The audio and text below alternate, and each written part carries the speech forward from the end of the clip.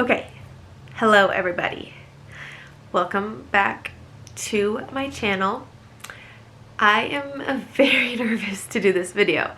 You know what the video is going to be about based off the title, why you don't need birth control. And I'm not saying it as a coming from a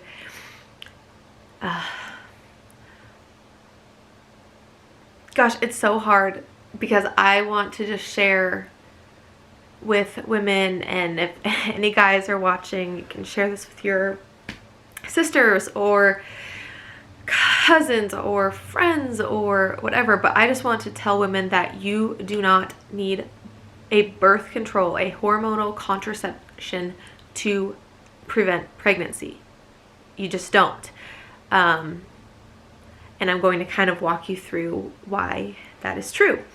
But yeah, I'm very nervous to make this video because I feel like the very strong feminist women who might watch this or stumble across it might be like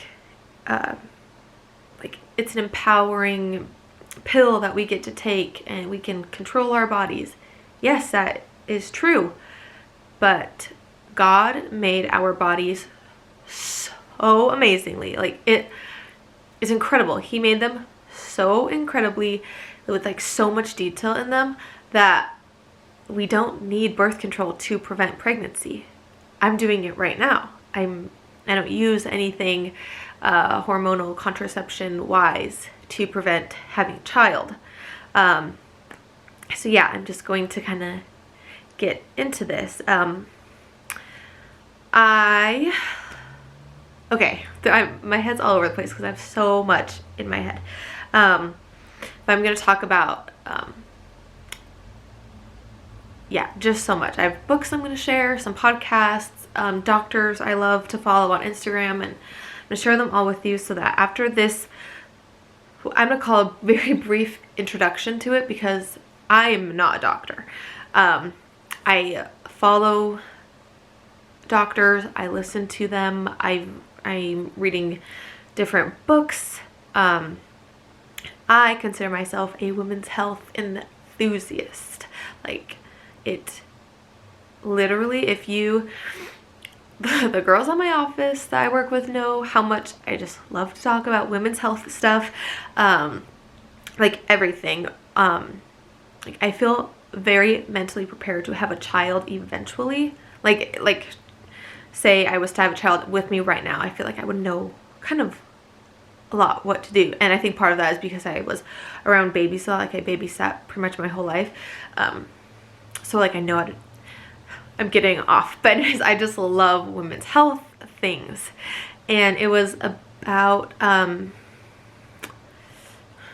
couple years ago, probably when I first started working at my job, and I've been there for 3 years, because I would sit there at work, I started listening to podcasts, and I came across a lot of this information through those podcasts, because the podcast I was listening to would have these different doctors and experts and stuff on, and they would talk about it, and then I would just deep dive and go to their Instagram, their websites, everything, and then just learn and consume as much information as I could because I just love it.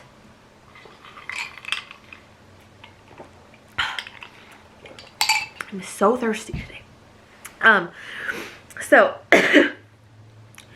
I just want to share with you how you can avoid pregnancy naturally. It's not the rhythm method. I want to make that very clear. This is called the fertility awareness method, also known as natural family planning. And I think the term that's very hard. I think the term natural family planning gets misunderstood by people because they think if you are struggling with fertility, you're thinking, I think people think when you say natural family planning that you're discrediting the people having a hard time conceiving naturally, and that is not, it's not the same concept or terminology. Natural family planning is just using your body naturally as it is without any medications to prevent the pregnancy. I guess you could also say you're naturally family planning to conceive a child, but as far as I understand, the term is used as far as like preventing pregnancy. I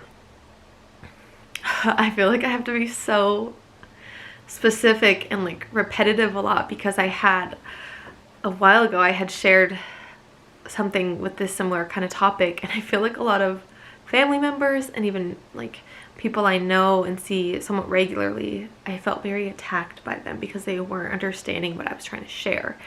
So I'm going to do my best, and if you have questions or comments, leave them down below and I can, you know, work around those or answer them or clarify something for you if I'm coming across, if I say something that you're not understanding as to how I'm trying to say it. So that's why I'm being so in-depth and repetitive.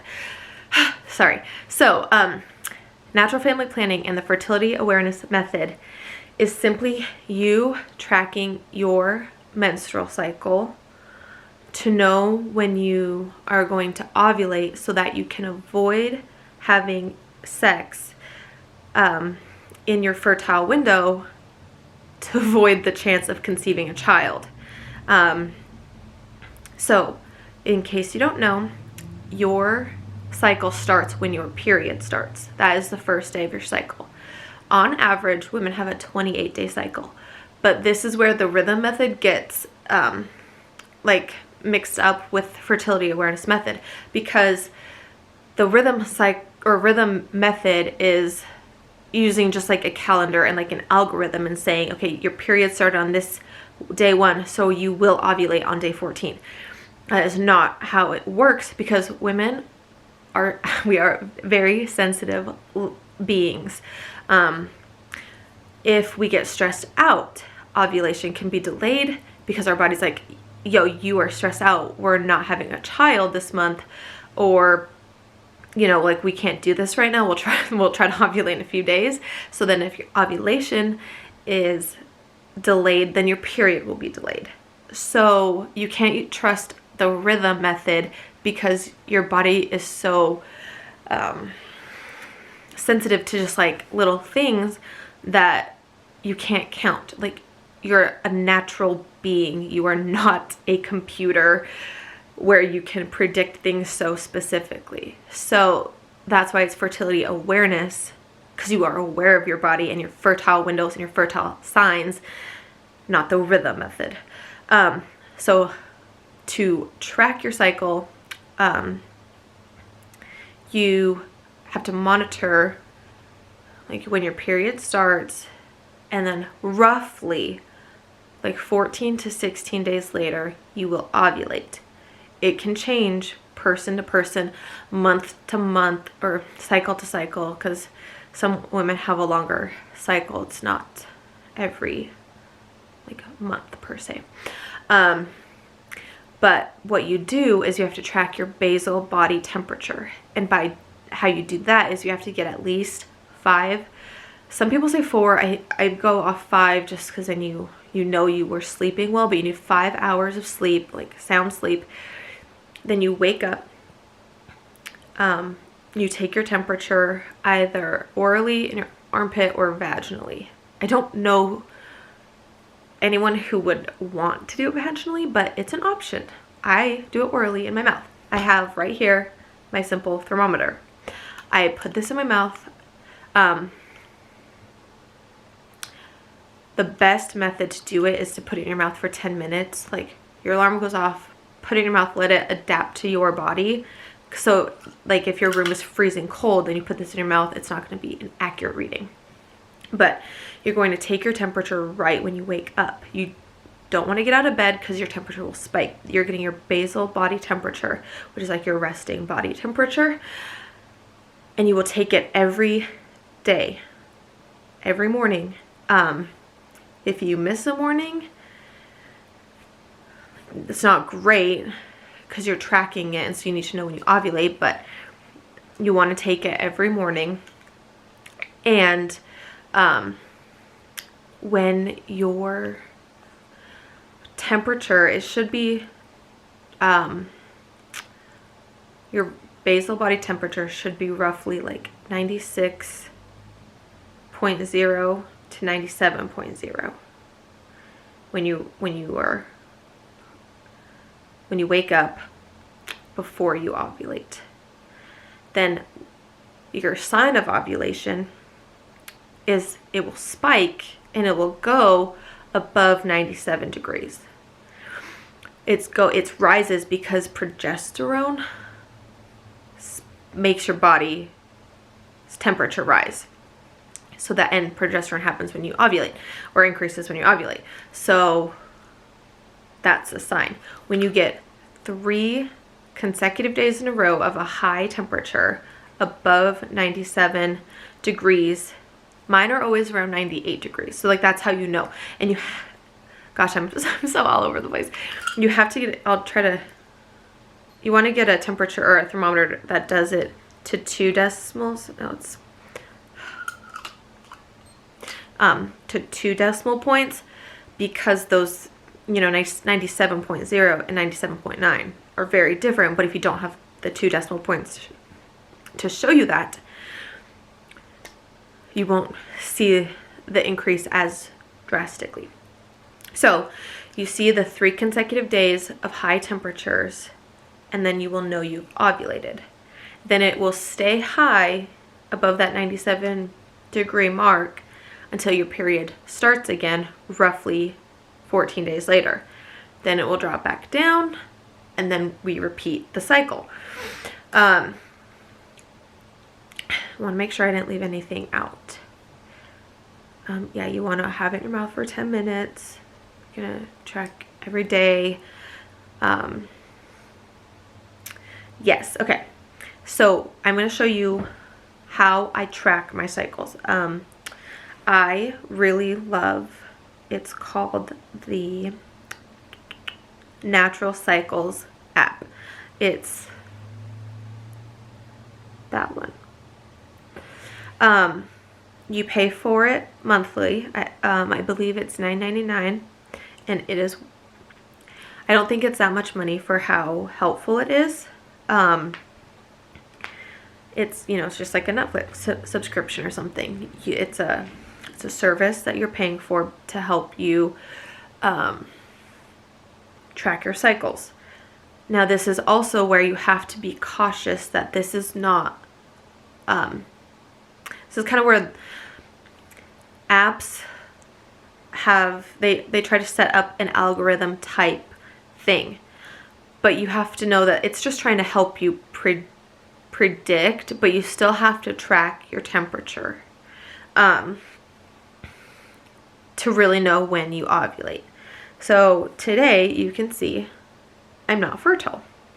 And I'm going to show you my chart. It's very handy. This app is awesome. So like every morning it pops up and it has me put in my information. Like, so my temperature this morning was 98.36.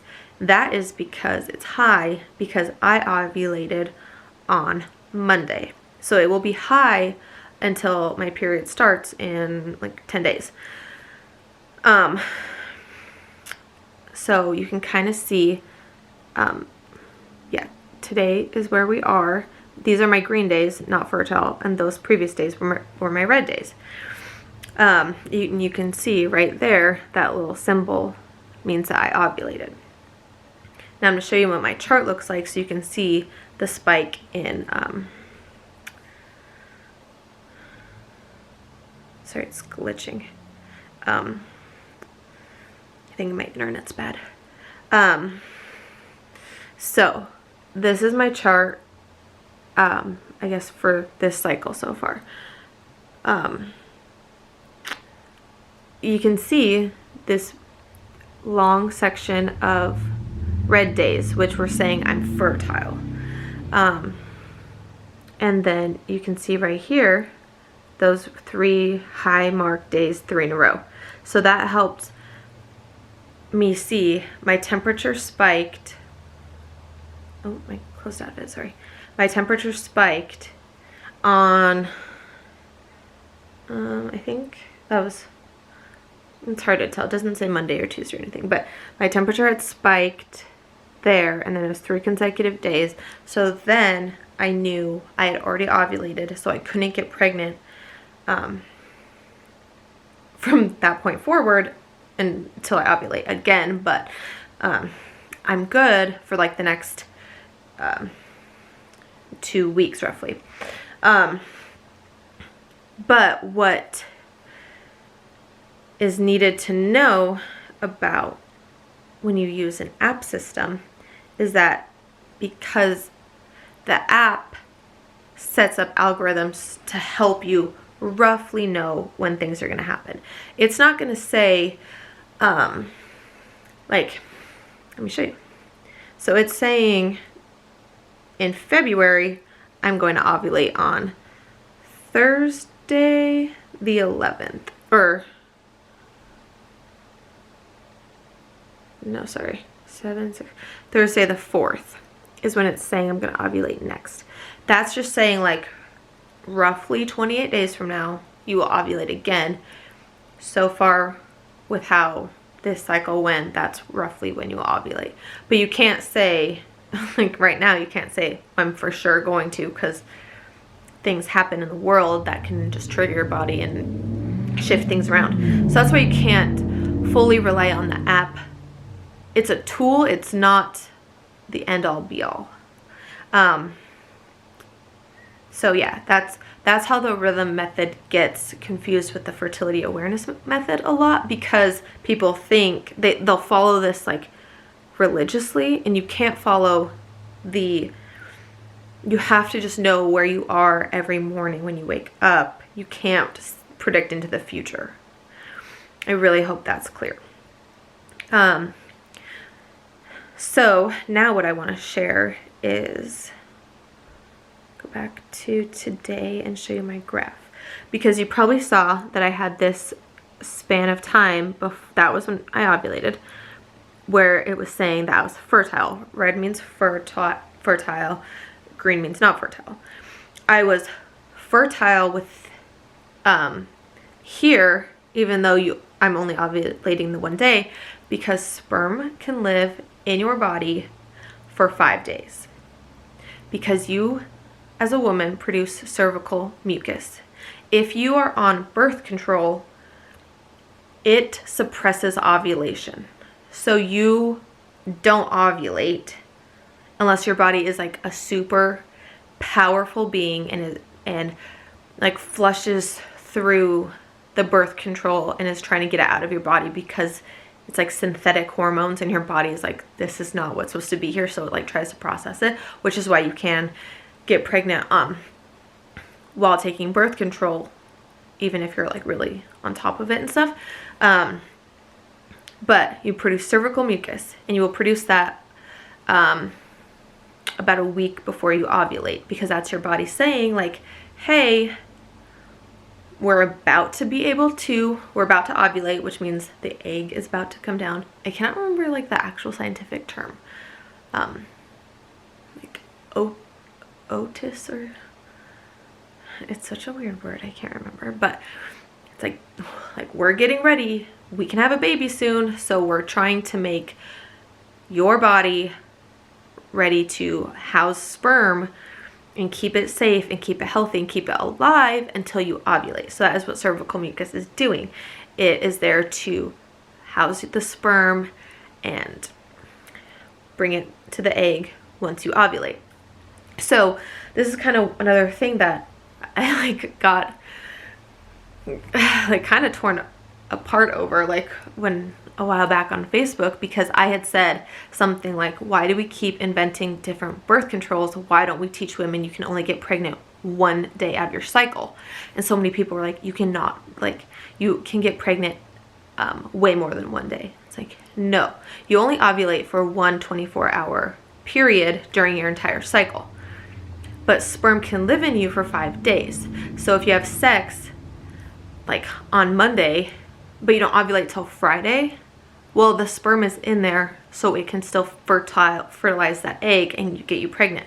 So you have to know that the cervical mucus that your body produces will take care of that sperm, and it can get you pregnant. So that is why it is red within my app, because it's saying you have cervical mucus being produced. That will that will house sperm for 5 days. So if you do not want to get pregnant, do something else. Do not let the sperm get into your body, or you will end up pregnant. So yeah, gosh, I feel like this is so much fun to talk about. I love it, but I just don't want, I don't want people to like get angry, because I know like there is a place for birth control as far as actual, made for what it is made for. Like controlling your fertile system so that you do not have a child. Birth control is used for a million different things that I really don't want to get into in this video, because it's just kind of drastic and like long-winded. And I'm a women's health enthusiast. I am not a doctor, but it's used for many things, like acne for one. Like you go to the doctor, you have acne, and they say, oh, but you're on birth control. Well, how about no? Stop putting women on birth control for every little thing. If you need it because you don't know about the fertility awareness method, and you don't know that your body is incredible, and that you only ovulate 1 day a month, and that you can only get pregnant on that 1 day, then sure, if you're not educated or taught, because did you learn any of this in 5th grade? No, you didn't. And if you did, you probably don't remember, because if I had learned it in 5th grade, it's not in my brain anymore. And why is 5th grade, like, I understand you are about to start puberty and they're trying to tell you like what's about to happen, your period's gonna come, these are the things, but it's like, okay, like freshman year you should have another class that kind of like more in depth that explains how your body is actually working, so that you don't have to just get on birth control for literally, like, doctors put women on birth control for just so many reasons that are not necessary. But I don't want to come across as like an anti-birth control person, because there is a place for it, especially if, I don't know, I think any woman can track her cycle. It's very simple. It's so easy. And some people think that having birth control is an empowering thing, and like you get to control your body and you have control over your fertile system, and you do. But guess what?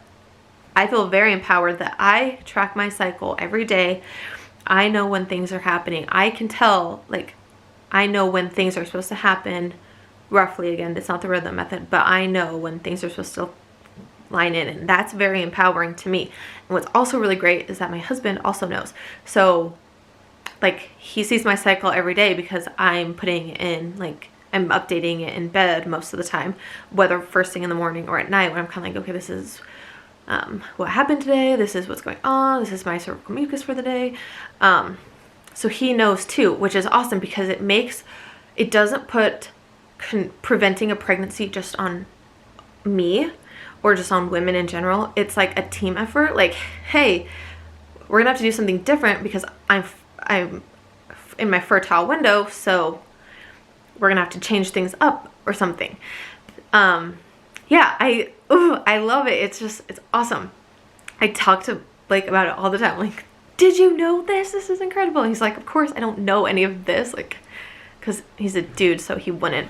But like, it's things that I didn't even know, because that's like, I get so excited about it. And I just think every woman should be able to know this method, know that it is an option, because it is amazing. It is empowering. It's literally life-changing, because birth control is created in the 1950s, and then like became widely available for women everywhere in like the 60s.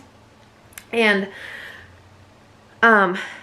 it was, you know, they were like, when they created it, it was, birth control. But then the doctors had to think of a way to make perfectly healthy women take medicine even though they weren't sick. So birth control was the first medicine ever created. I don't know of any other medications used so heavily when you are a healthy person.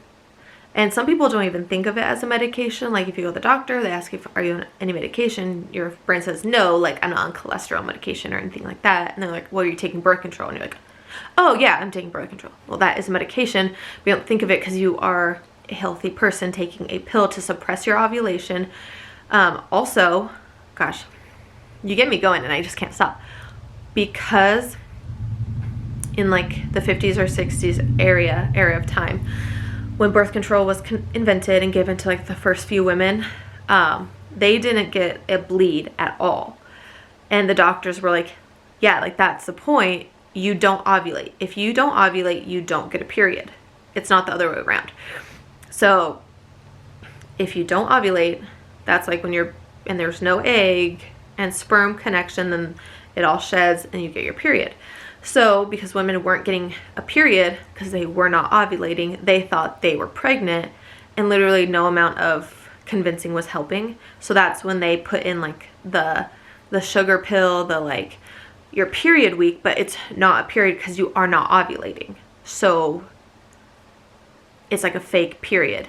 They made the medication give you a withdrawal bleed so that you feel better about the fact that I'm not pregnant this month because look at me bleeding. It's like, no, it's not real. Anywho, so yeah, all this to say is that I just want to inform people that you don't have to be on a birth control or a hormone contraception, to prevent pregnancy.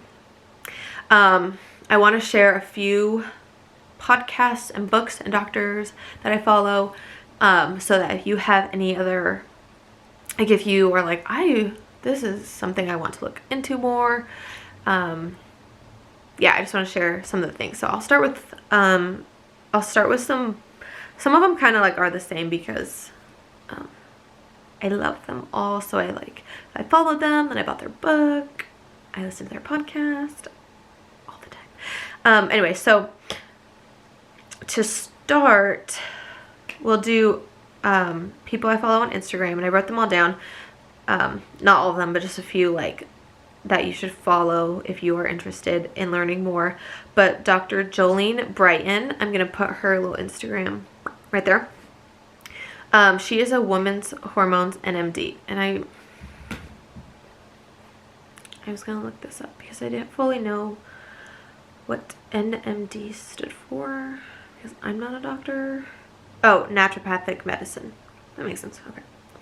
Yeah, so Dr. Jolene Brighton, she has amazing videos that she puts. I think she's on TikTok too. I don't have TikTok, so I can't confirm that, but she does a bunch of cute little videos, so I assume that they're on TikTok too. But she's super, super, super informative. I love her. I also, I don't think she has a podcast, Dr. Jolene Brighton. I think she just has been on a lot of podcasts that I have listened to. So that's how I discovered her, and she's so informative. And then I also follow Lisa Hendrickson-Jack. She is a holistic reproductive health practitioner and a fertility awareness educator. I believe I was listening to one podcast that she was the guest on, which is how I learned about all of this. And then I started listening to her podcast, which is called Fertility Friday. She's been doing it for so long. There's so many episodes. And you can actually hire her. Okay, sorry about that. My memory card filled up, so I had to go put everything on the computer that I have just filmed to make space. Anyways, I think I was talking about Lisa Hendrickson-Jack. Yeah, she has the Fertility Friday podcast, and that's where I learned a lot. And she has super informational super helpful information on the podcast. And like she's been doing it for years, like I said. So, and then she also has this book, The Fifth Vital Sign, because your period is a fifth vital sign. If there's something wrong with your period, it is a reaction to something else going on in your body. It's not like doctors will often put you on the birth control pill to regulate your cycle, but it is suppressing ovulation, which prevents you from having a real cycle. So it's not regulating squat. So anyways, this book is very helpful with just diving in deep. I actually just got this book for Christmas. So I just started reading it, so I'm only about like that far into it, but already it's been super helpful. Even yeah, there's this podcast that was like my most favorite, or did I just say podcast? This part of the book, this chapter was all about cervical mucus, and it blew my mind. Like some of it I knew, but it just went more in depth, and I was like, this is incredible. God created us with so much detail. Like, it's amazing to me. So yeah, Lisa Hendricks and Jack, the Fertility Friday podcast, and then the Fifth Vital Sign book are amazing. And then Nicole Jardim, she is a certified women's health coach right here on Instagram. And this is another book I got from her. I got it for Christmas. I haven't read this one yet. It's only January 9th.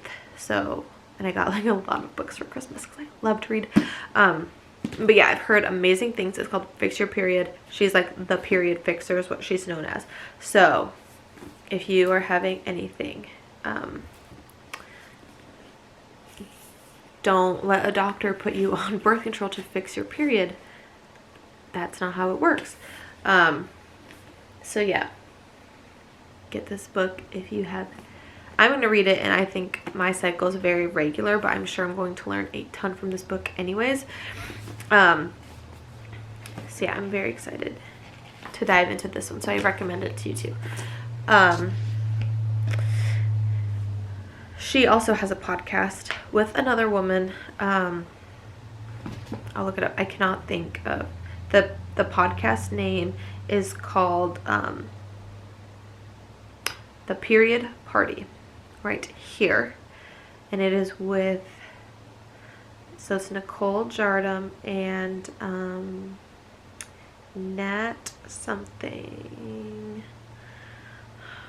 I cannot remember. I'm so sorry. But yeah, that one's really good too.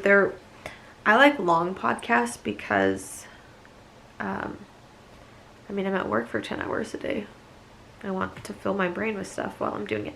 So theirs are nice because they range from like 30 minutes to like 45 to an hour kind of. They're around 30.